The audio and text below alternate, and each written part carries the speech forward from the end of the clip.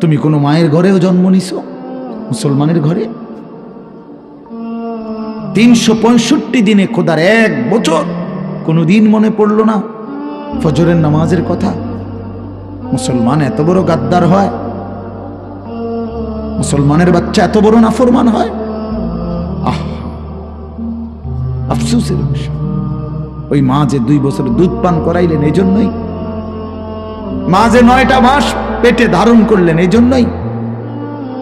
এক মা তার সন্তানকে বুকে ধরায়া দুধ পান করাইছে 2 বছর, এই আশায় যে 16 বছর বয়সে আমার ছেলেটা দিন রাত উলঙ্গ ছবি দেখবে, নারী আর ছবি আর মাতালের মতো জিন্দিগি কাটাবে। এই ছিল মার স্বপ্ন,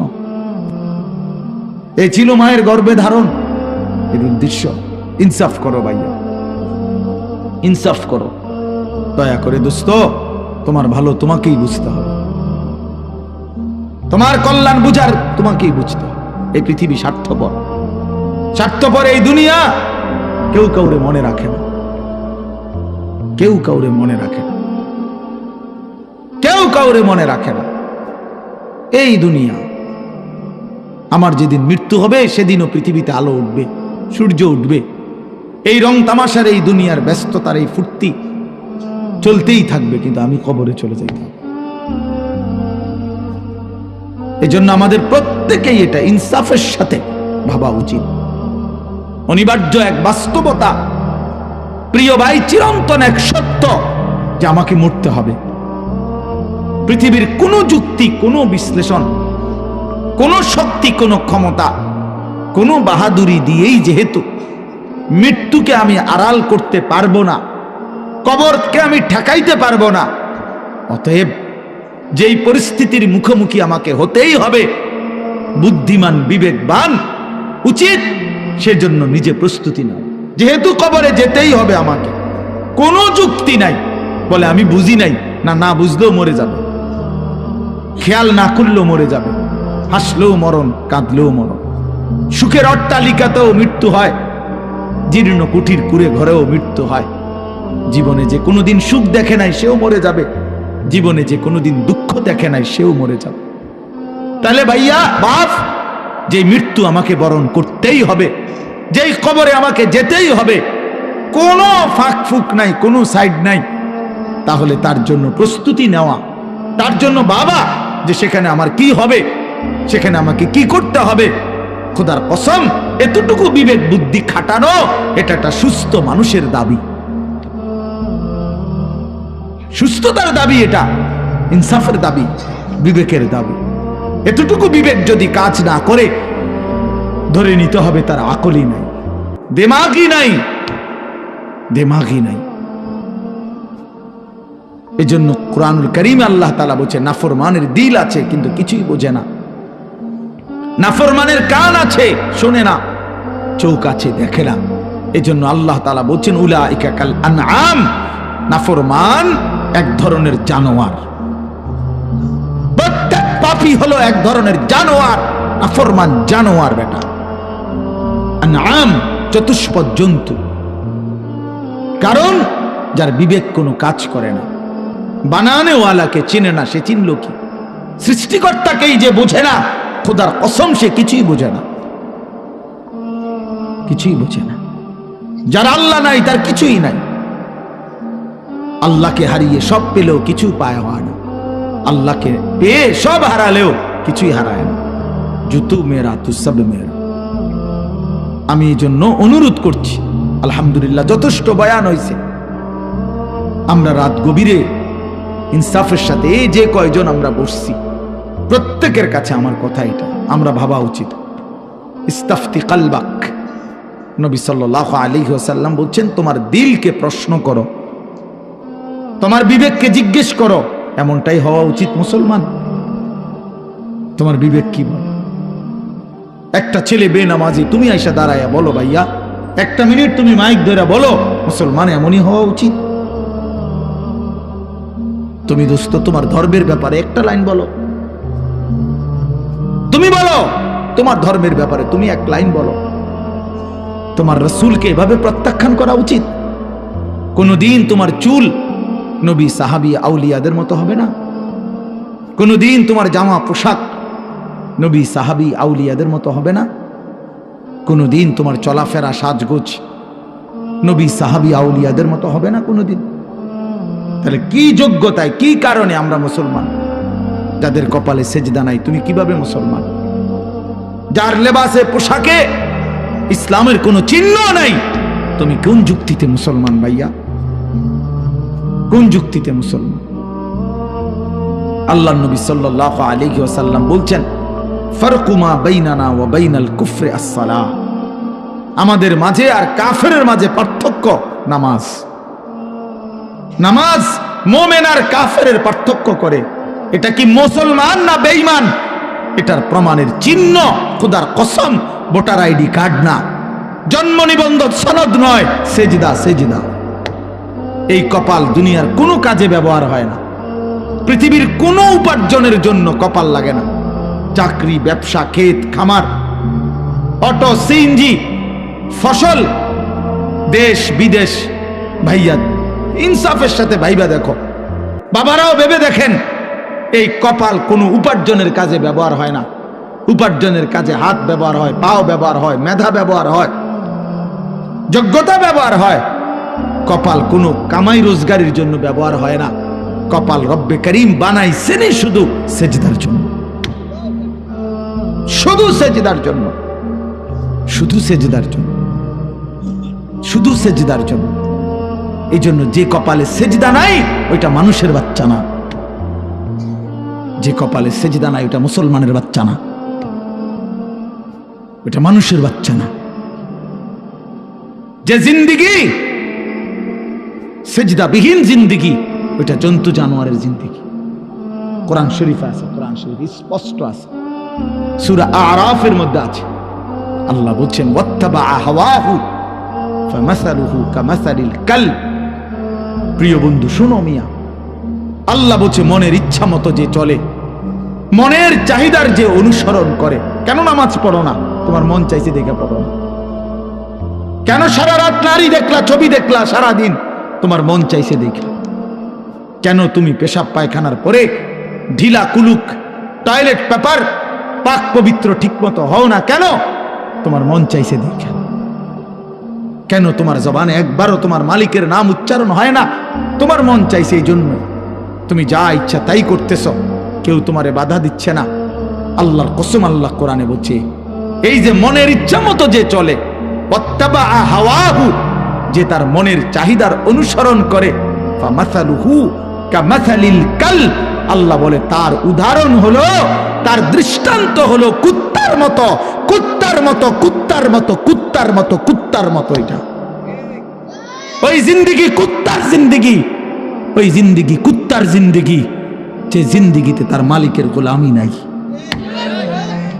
এই জন্য মনে রাখো, যাদের কপালে ছেলেরা সেজদা নাই, তোর জিন্দিগি কুত্তার জিন্দিগি, মনে রাখিস। আমার নাম মনে রাখিস, আমি বলছি, আমার নাম আনিসুর রহমান। আমার নাম মনে রাখো। ওই জীবন কুত্তার জীবন, যে জীবনে সেজদা নাই। ওই জিন্দিগি জানোয়ারের জীবন, যে জীবনে মালিকের গোলামি নাই, আল্লাহর নাফরমানি চেয়েছি। কেন সেজদা দিবা না? তুমি মানুষ না? তুমি জানোয়ার? তুমি কুকুর? তুমি বিড়াল? তুমি শূকর? তুমি সেজদা দিবা না কেন? তুমি এক পবিত্র মায়ের ঘরে জন্ম নিছ, তুমি এক ইমানদারের সন্তান, তুমি কেন সেজদা দিবা না? বলুন বাপ, আপনারা যারা বাবা আছেন, আপনাদের কাছে আপনারা বুঝাপড়া করেন। মুসলমান যদি হয়ে থাকেন, বুঝাপড়া করেন নিজের ছেলের ব্যাপারে। আরে ছেলের বিদেশ পরে বেটা, ছেলের দুনিয়া পরে, ছেলের ঘর বাড়ি বিল্ডিং সোফা ফার্নিচার পরে মিয়া। আগে ছেলের সাথে বোঝাপড়া করেন। তুই যদি মুসলমানের বাচ্চা হয়ে থাকস, কেন ফজরের নামাজ পড়বি না? আমি যদি তোর বাপ হয়ে থাকি, তুই যদি আমার সন্তান হও, তাহলে ইমানদারের সন্তান কেমনে বেনামাজি হয়? ইমানদারের মেয়ে কেমনে বেপর্দা হয়? ইমানদারের স্ত্রী কেমনে বেপর্দা হয়? ইমানদারের সন্তান কেন 24 ঘন্টা আল্লাহর নাফরমানি করবে? আপনি তারে আল্লাহ চিনাইতে পারলেন না, জীবনে কি চিনাইলেন? আপনি তাকে বানানেওয়ালা চিনাইতে পারলেন না, আহা বন্ধু, করলেনটা কি? আহারে বাপ, কি করলেন আপনি? কার জন্য সোফা বানাইলেন? কার জন্য খাট বানাইলেন? আপনার বানানো খাটে আপনার অসভ্য সন্তান সারা রাত উলঙ্গ ছবি দেখে। আপনার বানানো সোফাতে বসে আপনার স্ত্রী, ছেলে মেয়ে রঙিন সিনেমায় নর্তকীর নাচ দেখে টেলিভিশনে বসে বসে। সফলতা এটা? এটা সফলতা? এটা কামিয়াবি আপনার? এটা কামিয়াবি? তো কি বুঝাইতে চাইলেন? এর দুর্বিবেক নাই বাবার? এতটুকু বিবেক হবে না? কোরআন শরীফে আছে সূরা হুদের মধ্যে নূহ আলাইহিস সালাম ওনার বেঈমান সন্তানের জন্য যখন ডুবে যাচ্ছিল দোয়া করছিল, ইন্না ইবনি মিন আহলি। এই শব্দটা বলছিল নূহ নবী, আল্লাহ ওই যে ছেলেটা ডুবে যাচ্ছে এটা আমার পরিবার, আমার বংশধর, আমার সন্তান। এই কদ্দুর কথা শুধু কইছে, এক দূরে শুধু কইছে, আর কিচ্ছু বলে নাই যে আল্লাহ তারে মাফ করে দেন, তারে মুক্তি দিয়া দেন।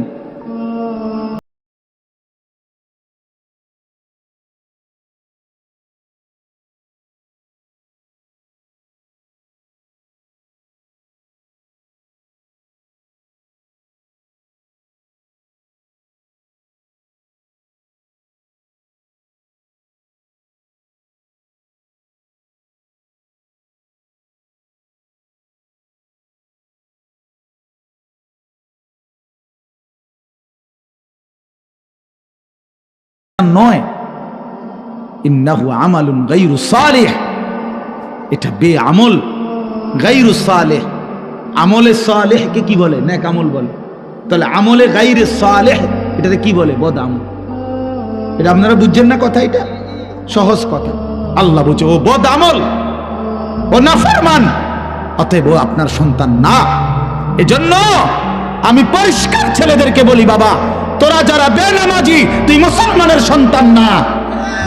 মনে রাখিস বেটা, তুই লাওয়ারিস, তুই বেওয়ারিস। তোর কোনো মা নাই, তোর কোনো বাবা নাই, তোর কোনো পিতৃ পরিচয় নাই। মোবাইলের ওই নর্তকী তোর পরিচয়, মোবাইলের ওই উলঙ্গ নারী তোর পরিচয় হইতে পারে না। তুই কোনো মুসলমানের বাচ্চা না, ইমানদারের সন্তান নাফরমান হয় না। মনে রাখো। দেখো নারী, দেখো আরো দেখো, 16 বছর বয়সেই এত নারী দেখে ফেললা, 18 বছর বয়সেই এত উলঙ্গ ছবি দেখে ফেললা, বাকি জিন্দেগি কি করবা? বাকি জীবনটা কি করবা? সব তো দেখেই লাইলা, সব তো দেখেই ফেললা, পৃথিবী তো ভোগে করে ফেললা, এবার জাহান্নামে ফেলানো ছাড়া আর বাকি কি? সব তো দেখেই লাইলা।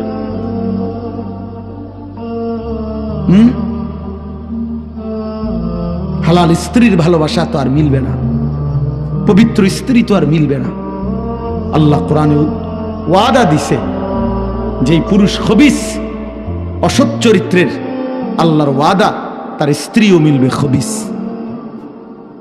কি আয়াত? আল খাবিসাতু লিল খাবিসিন ওয়াল খাবিসুনা লিল খাবিসাত।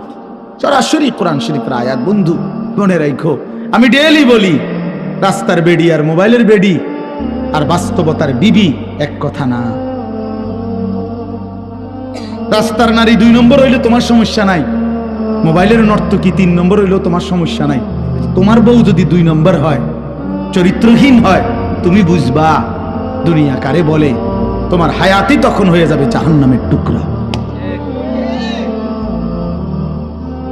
এজন্য প্রিয় সন্তান মনে রাখো, এত অল্প বয়সে এত নষ্ট হইও না, এত কম বয়সে এত চরিত্রহীন হইও না, এত চালাক ভাইব না নিজেরে, এত চালাক ভাইব না, এত বুদ্ধিমান মনে করো না। তোমরা অনেক চালাক মনে করতেছো নিজেরে। কেন? বাপে কিছু কয় না, মায়ে কিছু বলে না। আহা, আমি আজকেও বলছি সাদ ভাই, আমার জীবনের সবচেয়ে আশ্চর্য লাগে, আহারে একটা ছেলের 18 বছর বয়স, এক ওয়াক্ত নামাজ পড়ে না, সারাদিন মোবাইল, চুলের বাহার, সারাদিন বন্ধুদের আড্ডায় শেষ, একটা মা, আপন মা, বাপ, আত্মীয় স্বজন, পাড়া পড়শি, কেউ তারে কদ্দুর ডাকে না। কিরে বাবা, একটা ছেলে বাইবো ভাইয়া, তোমারে শুধু বলি, তুমি একটাবার ইনসাফের সাথে ভেবে দেখো, তুমি প্রতিনিয়ত গুনার অস্থিরতার মধ্যে ডুবে যাচ্ছ, কিন্তু কেউ তোমারে কদ্দুর ডাকেও না। কিরে বাবা, তুই এরম করস কা? আরে তোর কি আল্লাহ নাই, আখেরাত নাই?